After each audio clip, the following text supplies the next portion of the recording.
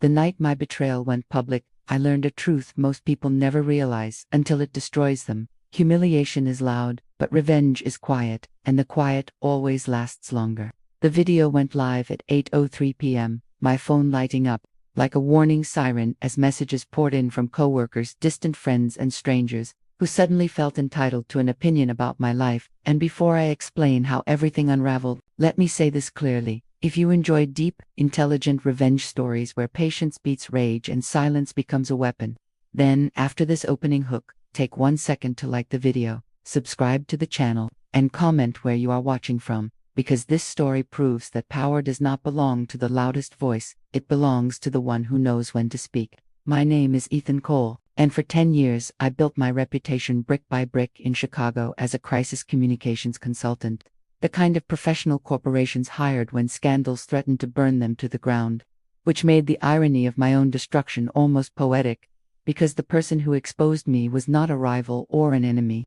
It was the woman I trusted most. My partner of 6 years, Claire Whitman, a rising political media strategist with a smile sharp enough to convince donors and a voice calm enough to hide knives. And when our relationship ended, it did not end quietly behind closed doors like mature adults pretend to do.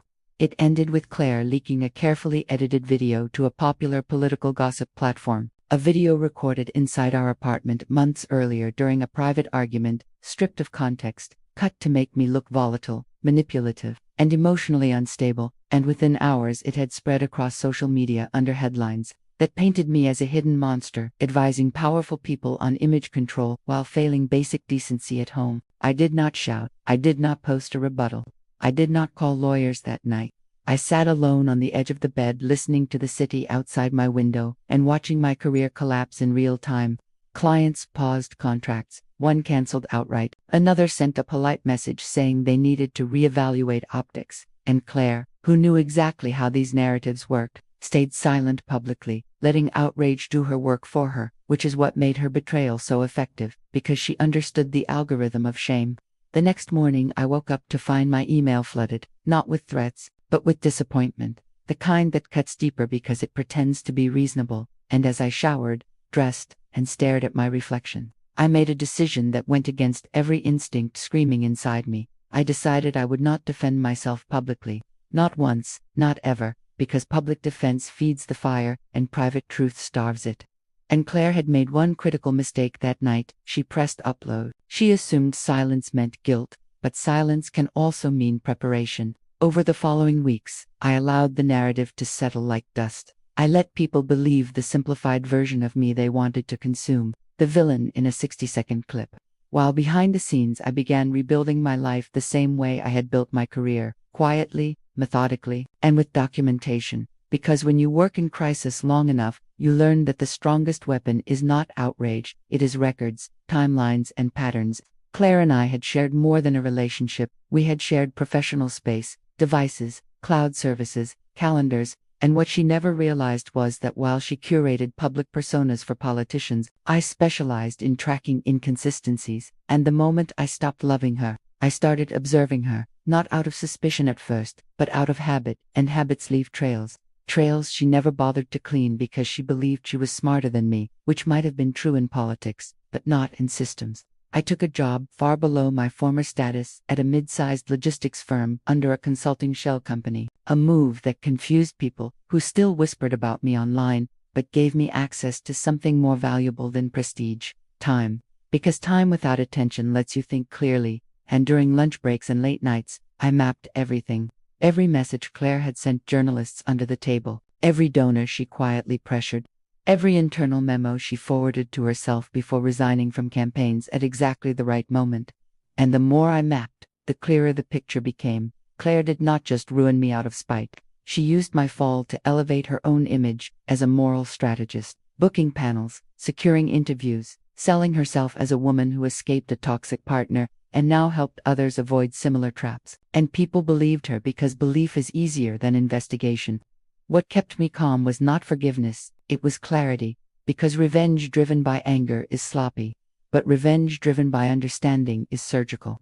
And I knew from experience that public figures do not collapse from one scandal, they collapse from patterns exposed at the right moment. So I waited. I watched Claire rise, signing with a larger firm, stepping closer to national campaigns, her name becoming associated with integrity and resilience, and all the while, I archived, timestamped, and cross-referenced, building a quiet archive of truth that did not scream, it whispered, and whispers last longer.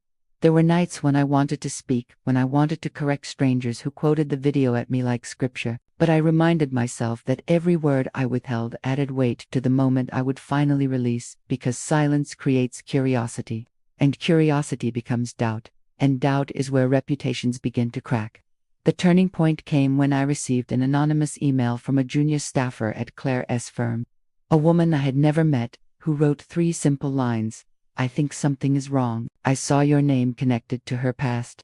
I saved everything. And when we spoke, I realized Claire had repeated the same tactics on others, privately recording conversations, leaking selective moments, framing exits as moral victories while burying dissent. And suddenly, my story was no longer personal. It was structural, which meant it was no longer revenge, it was exposure, and that distinction matters. Because revenge satisfies the wounded, but exposure protects the future. And in that moment, sitting in my dim apartment with a borrowed laptop and a city humming outside, I understood how this would end, not with a dramatic reveal, not with a viral clapback, but with a slow, undeniable collapse, built entirely from Claire's own actions, presented without commentary, without emotion, without me at the center. Because the most devastating takedowns are the ones where the victim never raises his voice. He simply steps aside and lets the truth walk forward on its own. I moved carefully after that realization, not because I feared Claire, but because I respected the machinery around her. The political world rewards loyalty until the moment it devours it.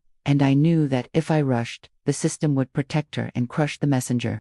So instead of confronting anyone directly, I became invisible, meeting the junior staffer only once in person at a crowded cafe near Union Station, where anonymity came naturally, listening more than I spoke, letting her unload months of unease, screenshots, forwarded emails, and voice memos Claire had encouraged her to record under the guise of protecting the firm. And as I listened, patterns sharpened. Claire coached young staffers to document internal disagreements, framed it as smart risk management, then selectively leaked those records when it benefited her exit narrative, always leaving someone else to absorb the fallout while she emerged morally clean. And I realized with a calm that surprised me that my public humiliation had simply been her most ambitious version of a familiar strategy. Over the following months, I expanded quietly, reaching out through encrypted emails and professional intermediaries to people who had brushed against Claire's career and vanished shortly after, assistants who left politics entirely, consultants who lost contracts without explanation, journalists who noticed inconsistencies but never connected them. And piece by piece, a mosaic formed, not of one malicious act, but of a career built on controlled implosions. And the brilliance of it, the reason no one stopped her sooner, was that every individual incident looked isolated, justified, even admirable, until you aligned them on a timeline and saw the repetition, the same selective recordings, the same anonymous leaks, the same moral framing, the same upward move afterward. I did not collect this information to destroy her emotionally. That urge faded quickly. I collected it to understand leverage, because leverage is not blackmail. Leverage is knowing when truth becomes unavoidable. And the more I understood, the more I realized the final act could not involve me directly. My presence would contaminate the evidence, turning it into a lover's feud instead of a professional reckoning. So I removed myself entirely, building a dossier designed to survive without my name attached. I created a private server under a legal entity linked to a trust I had established years earlier for consulting clients, stored everything redundantly verified metadata, and brought in a retired digital forensics analyst I trusted from a previous corporate crisis, paying him quietly to validate authenticity, because accusations fail where proof hesitates, and I wanted no hesitation at all. Meanwhile, publicly, Claire thrived. She appeared on panels discussing ethical media strategy. She tweeted about accountability and transparency. She referenced her past relationship vaguely as a lesson in boundaries, and every time she did, I felt not anger, but a tightening focus, because nothing exposes hypocrisy faster than consistency. And she was consistent to a fault, unable to resist reinforcing the same narrative arc that would eventually trap her. The opportunity emerged, not through revenge but through timing. A gubernatorial campaign in a swing state hired her firm to manage crisis messaging ahead of a difficult primary. The stakes were high, donor confidence fragile, and opposition researchers hungry, and Claire positioned herself as the firewall, the moral compass, who could weather any storm. And as I watched the announcements spread across industry newsletters, I knew this was the moment.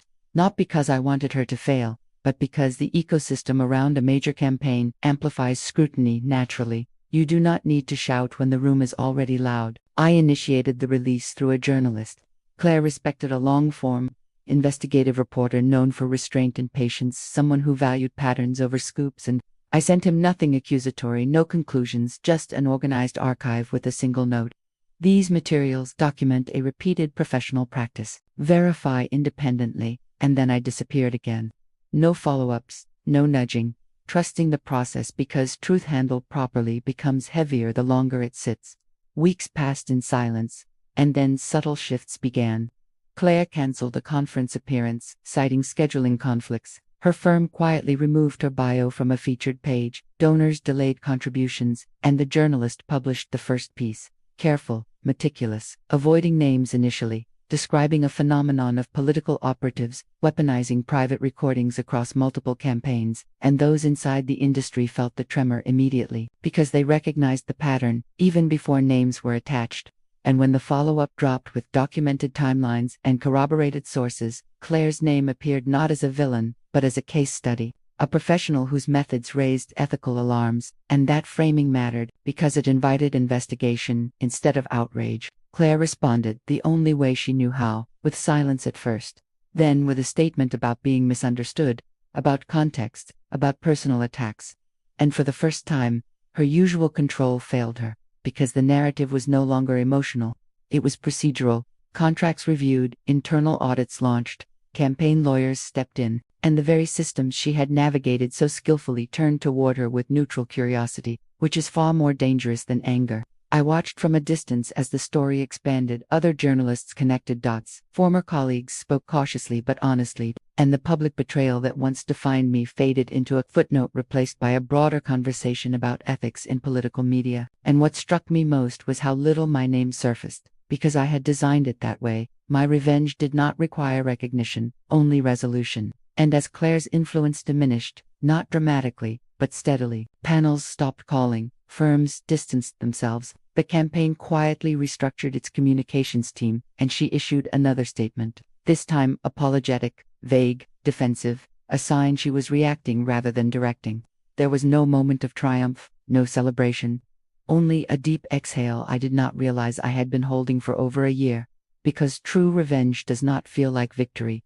It feels like balance restored, and as I shut down the private server, archiving it securely in case it was ever needed again, I understood something fundamental about power. It does not belong to those who control the story. In the moment, it belongs to those who understand how stories age, and Claire's story aged poorly because it was built on selective truth, while mine, though painful, had been patient, and patience, when combined with evidence, outlives spectacle. As the months unfolded after the investigation pieces settled into public record, I began to experience a strange reversal of gravity, not an upward pull toward redemption, but a release from the weight that had pressed on my chest since the night that video went live, because, for the first time, I was no longer reacting to Claire's shadow. I was moving independently of it, and that freedom changed how I saw everything, including myself. The logistics firm where I had taken refuge noticed my quiet competence long before they noticed my past.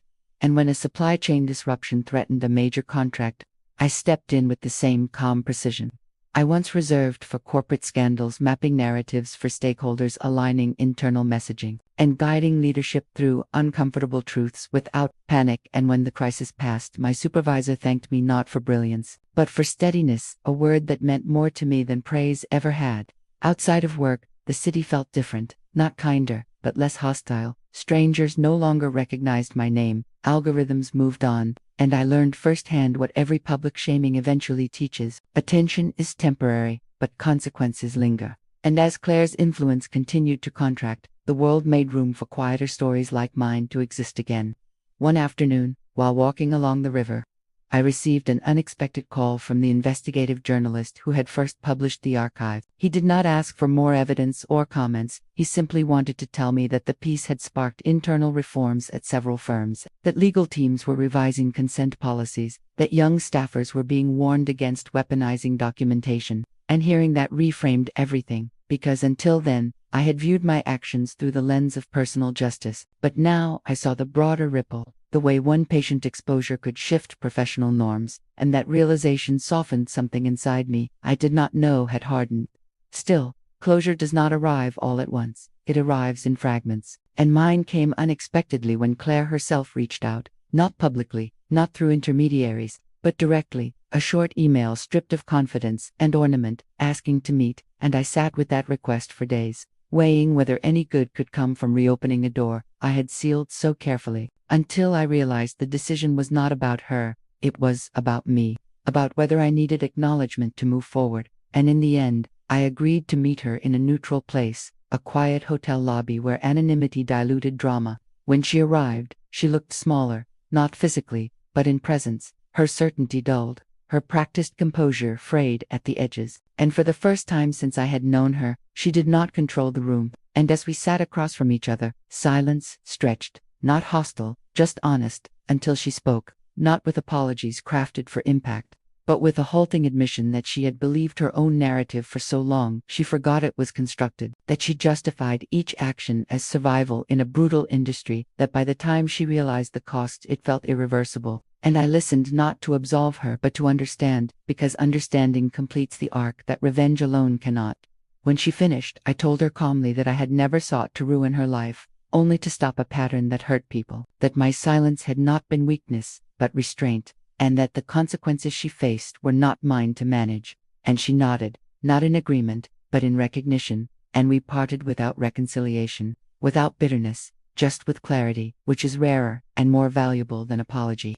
After that meeting, something settled permanently. The need to look back dissolved, and I redirected my skills toward work that aligned with the lessons I had learned, advising organizations not just on crisis response, but on ethical resilience, teaching leaders how transparency prevents collapse long before messaging ever matters, and gradually, opportunities returned, not the loud, prestigious ones, but the sustainable kind, built on trust rather than spectacle. The final shift came when a former client, one who had quietly paused our relationship after the video, reached out to apologize and offer a new contract, acknowledging that they had chosen safety over fairness, and while I appreciated the gesture, I declined, not out of spite, but because I no longer needed validation from those who had abandoned me at my lowest.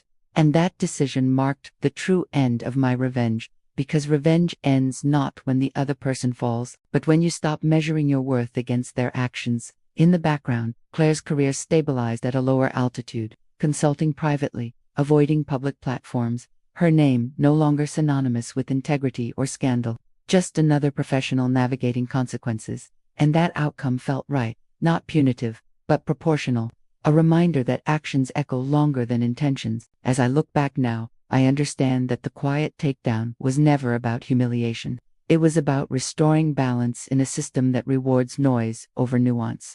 And my greatest victory was not the exposure itself, but the person I became by choosing patience over rage, evidence over accusation, and silence over spectacle. Because in the end, the most powerful response to public betrayal is not to scream your innocence into the void, it is to live deliberately, build carefully, and let the truth arrive on its own terms, long after the crowd has moved on.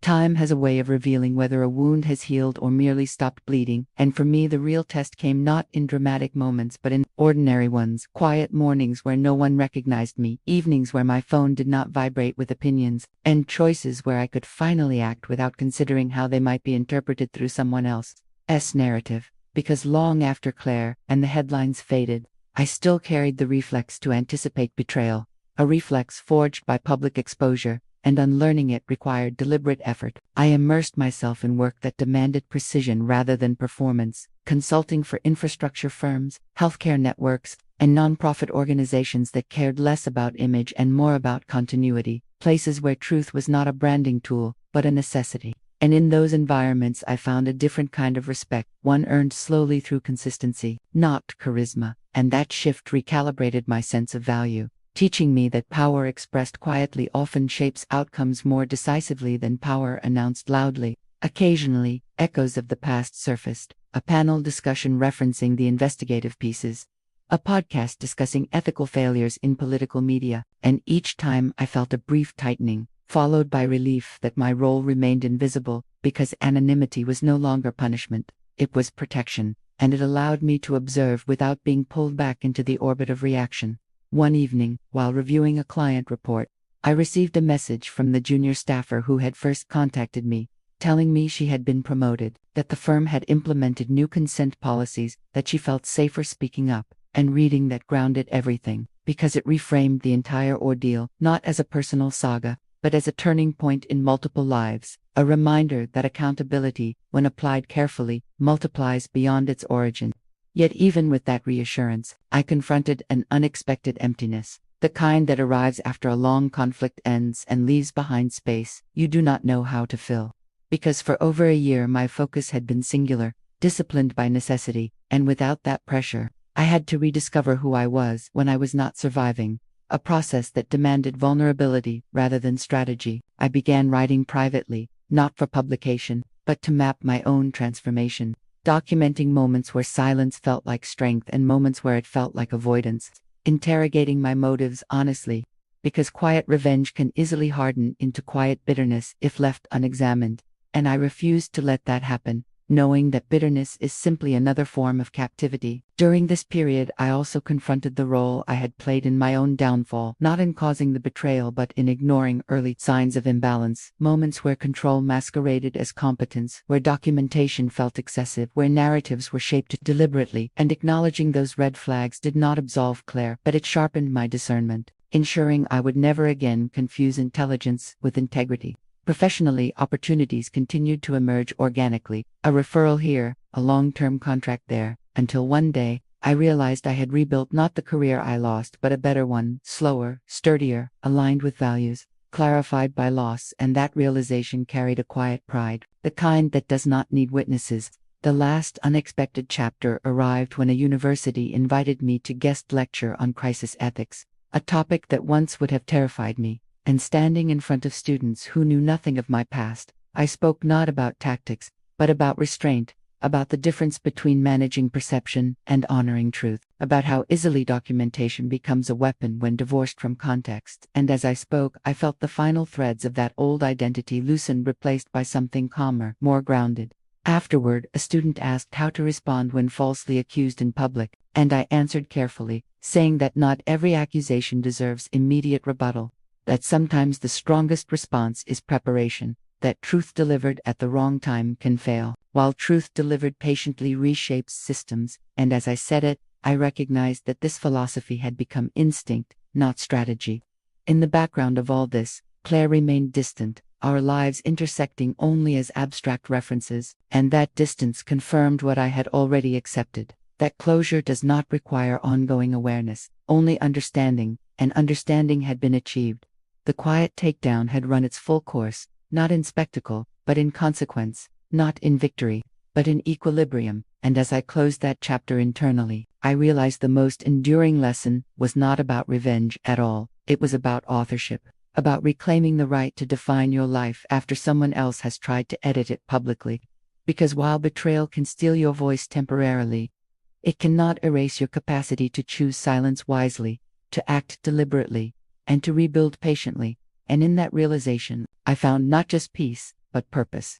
A purpose rooted in the certainty that while public narratives are fragile and fleeting, a life rebuilt quietly on truth endures long after the noise fades. The true ending of my story did not arrive with a headline or a conversation.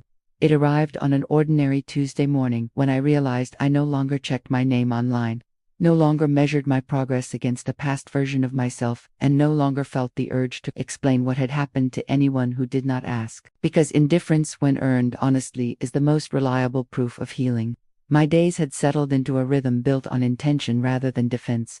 Early mornings reviewing clients' strategies rooted in transparency, Afternoons mentoring younger consultants who asked more about judgment than tactics. Evenings walking the city without headphones, listening to the unfiltered noise of life continue without me at its center. And that normalcy, inimaginable, became the greatest reward of patience. Occasionally, someone would recognize me from an old article or panel reference and approach cautiously, unsure whether to apologize or inquire, and I learned to respond simply acknowledging the past without inviting it to linger, because stories lose power when you stop feeding them, and mine had finally starved.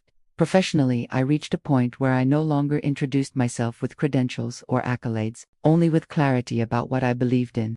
That ethical consistency outperforms short-term narrative control, that trust cannot be engineered through manipulation, and that silence, when chosen deliberately, is not avoidance but alignment, and those principles attracted the kind of work and people that reinforced them, creating a self-sustaining loop of integrity. The last time I heard Claire's name mentioned publicly, it was in passing, referenced as part of a broader case study on media ethics, devoid of emotion, stripped of drama, and I felt nothing at all, no satisfaction, no resentment, only a distant acknowledgement that her chapter in my life had concluded exactly as it needed to.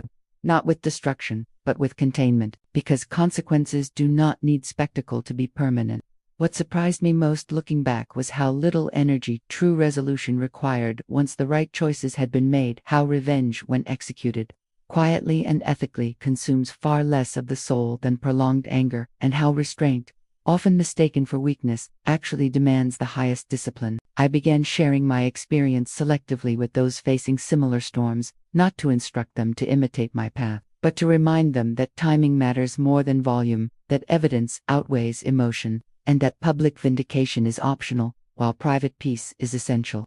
And in those conversations I saw reflections of my former self, raw, reactive, desperate to be understood immediately, and I encouraged them gently to consider the long view, the one where survival evolves into authorship. Eventually, I formalized this guidance into a small advisory practice focused on ethical crisis prevention, not response, working with organizations willing to confront uncomfortable truths before they metastasized into scandals. And that work felt like the final transformation of pain into purpose, because it ensured that what I endured would reduce the likelihood of others experiencing the same, and that continuity gave the story meaning beyond my own relief.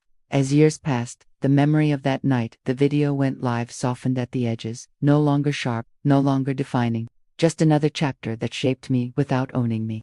And I understood then that the quiet takedown had never been about Claire at all. It had been about reclaiming agency in a world addicted to outrage, about proving to myself that dignity could survive exposure, and about choosing to build rather than burn, when burning felt justified. The final clarity arrived one evening as I closed my office after a long week, watching lights flicker on across the city, realizing that none of those windows knew my story, and none needed to, because fulfillment does not require witnesses, only alignment between who you are and how you live, and that alignment had been restored. So if there is a lesson embedded in this journey, it is not that revenge should be sought, but that when betrayal forces a reckoning, the most effective response is not escalation, it is elevation. Lifting yourself beyond the reach of those who thrive on distortion, allowing truth to operate independently of your ego, and trusting that systems, when confronted patiently and precisely, eventually correct themselves. My unspoken revenge succeeded not because I destroyed someone, but because I refused to destroy myself in response, because I chose silence over spectacle, structure over impulse, and time over theatrics, and in doing so, I reclaimed a life that no longer needed justification. And if this story resonated with you, if you value intelligent narratives where patience wins and noise loses, then now is the moment to like the video, subscribe to the channel, and comment your thoughts below, because stories like this are not about drama, they are about discipline, and discipline, when shared, becomes strength.